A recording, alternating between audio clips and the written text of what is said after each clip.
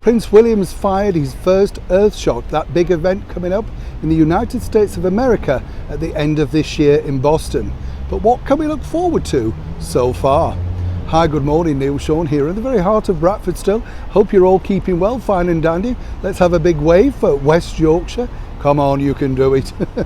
I know you can. Everybody out there, let's have a big wave. Welcome on all brand new subscribers also. Lovely to have your company. We're out and about really, just touring around because, as you know, this time of year news sort of moves and travels around. We've got a big sort of story breaking right now, trying to find a brand new Prime Minister here in the United Kingdom after the rest of them knifed him in the back, got rid of that one. So of course people will be measuring up for curtains and carpets at Downing Street, won't they? Could be a new job for me there. What about poor Larry? What's going to happen to him? Who's going to be doing that litter tray? That's what concerns me. Back as ever though to your breaking story of the day. Interesting, isn't it, when you look at cultures and stuff like that. Do you remember the Rubettes and that big hit Sugar Baby Love? Do you remember? Way back in 1974, it was all over the radio, a big summertime hit, and still played on the radio today, as all good songs are. But as ever with big hits and big bands, there's always well, a fallout, isn't there? And apparently there's been a legal battle going on for some time now about the use of the Rubettes name.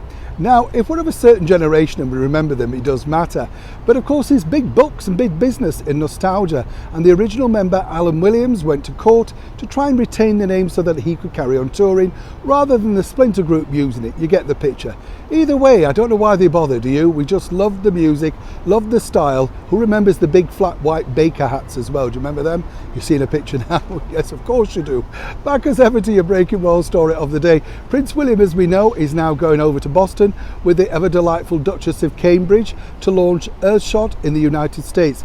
Big success this time last year, or September time, when it was launched over at Alexandra Palace. Lots of big names there, including, of course, lots of hangers-on, like politicians and the Mayor of London. No escaping him, is there, when there's a camera?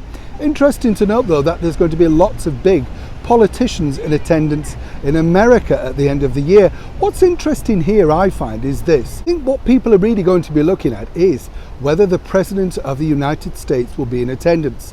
And I think it's a fair thing to say that the First Lady and the President will indeed be in full attendance. After all, the world's media are going to be looking at this big event.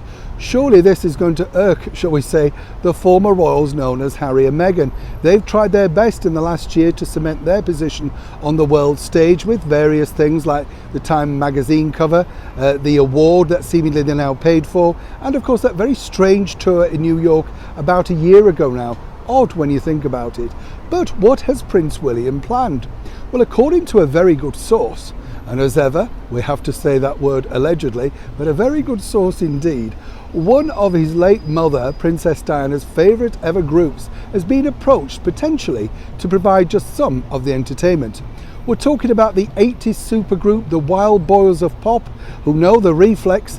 Yes, Duran Duran. Now, I've met the boys on numerous occasions, and what I like about them is they truly are pop stars. They know it's great fun.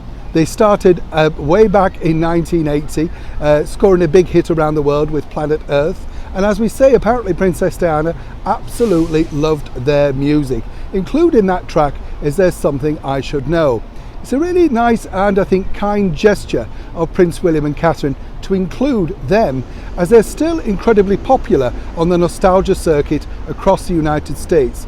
But more importantly for Prince William, it's definitely a nod to his mother.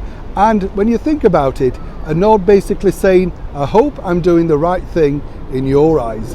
Whichever way people look at this, isn't it going to be a shame that Prince Harry seemingly can't be a part of this wonderful celebration, which is now an independent charity, free of the royal protocol, and more importantly looking likely to be a runaway success on the world stage in Boston this September. So set your hats and of course your stylist is ready for the Wild Boys of Rock, Duran Duran. Neil Sean in the very heart of Bradford.